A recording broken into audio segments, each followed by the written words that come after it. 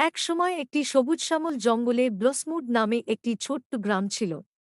এই গ্রামটি অন্য যেকোনো গ্রামের মতো ছিল না, কারণ এটি ছিল কথা বলতে পারা পশুদের নিবাস। কাঠবিড়ালি, খরগোশ, শেয়াল এবং পেঁচা একসাথে মিলেমিশে বাস করত। প্রত্যেকেরই তাদের সম্প্রদায় একটি বিশেষ ভূমিকা ছিল। একটি রৌদ্রোজ্জ্বল সকালে যখন ফুলগুলি ফুটতে শুরু করেছিল, একটি যুবক কাঠবিড়ালি স্যামি উত্তেজনায় জেগে উঠল। আজ ছিল একটি বিশেষ দিন, এটি ছিল বার্ষিক গ্রেট অ্যাকর্ন হান্ট। প্রতি বছর ব্লসমুডের পশুরা একত্রিত হয়ে সোনার অ্যাকর্ন খুঁজে বের করার জন্য বন জুড়ে খোঁজাখুঁজি করত। যে পশুটি এটি খুঁজে পেত তাকে বছরের জন্য অরণ্যের অভিভাবক হিসেবে মুকুট পরানো হতো। স্যামি সবসময় অভিভাবক হওয়ার স্বপ্ন দেখেছিল, তাই সে তাড়াতাড়ি তার সেরা বন্ধু রুবি খরগোশ, ফিন শেয়াল এবং অলি পেঁচাকে দেখা করতে গেল। তারা একসাথে একটি দল গঠন করে বনে বেরিয়ে পড়ল, তাদের চোখ বিস্ময় এবং দৃঢ়তায় ভরা। তারা যত গভীরে বনে প্রবেশ করল, তারা একটি ঝকঝকে ঝর্ণার কাছে পৌঁছল।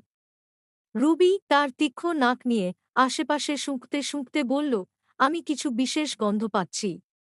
হয়তো সোনার অ্যাকর্ন কাছেই আছে। বন্ধুরা ঝর্ণার আশেপাশে খুঁজতে লাগল, কিন্তু কেবল সাধারণ অ্যাকর্নই পেল। তারা নিরুৎসাহিত না হয়ে তাদের যাত্রা চালিয়ে গেল যতক্ষণ না তারা প্রাচীন ওক গাছ, ব্লসমুডের প্রাচীনতম গাছ এ পৌঁছল। ফিন তার তীক্ষ্ণ চোখ নিয়ে ডালপালার ওপরে একটি ছোট ঝকঝকে বস্তু লক্ষ্য করল। দেখ, ওখানে সে চিৎকার করল। অলি, সবচেয়ে জ্ঞানী এবং উড়তে সক্ষম, ডালপালার দিকে উড়ে গেল। সে ঝকঝকে বস্তুটিকে সাবধানে পরীক্ষা করল এবং আবিষ্কার করল যে এটি সোনার অ্যাকর্ন নয়, বরং একটি ঝকঝকে অ্যাম্বার টুকরা। হতাশ হলেও নিরুৎসাহিত না হয়ে বন্ধুরা তাদের যাত্রা চালিয়ে গেল। তারা প্রায় হাল ছেড়ে দিতে যাচ্ছিল, ঠিক তখন স্যামি একটি ছোট লুকানো পথ খুঁজে পেল, যেটি শ্যাওলায় ঢাকা ছিল।